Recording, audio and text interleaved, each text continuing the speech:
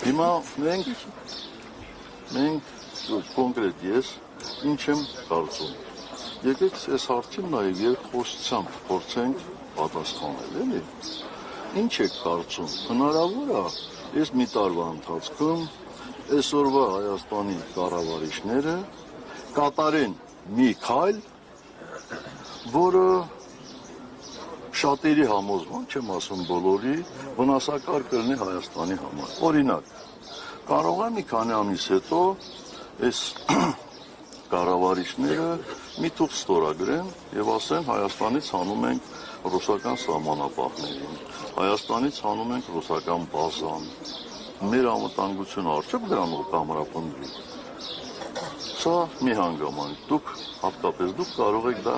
քիչ հավանական համարել, չէ՞։ Բայց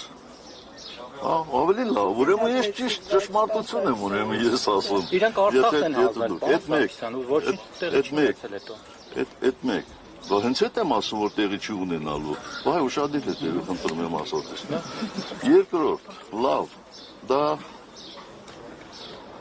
ուրիշները, ոչ այստեղ հավաքված լրագրողները կարող են համարել քիչ հավանական։ Իսկ ինչ եք կարծում,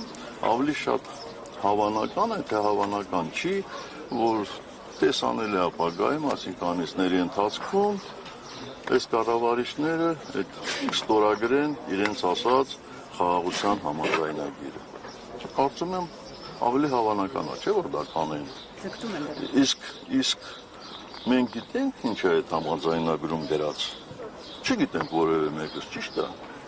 Իսկ հավանականությունը շատ է, թե քիչ, որ այդ համաձայնագրում Հայաստանի համար բացասական ավելի շատ կլինի, քան դրականը։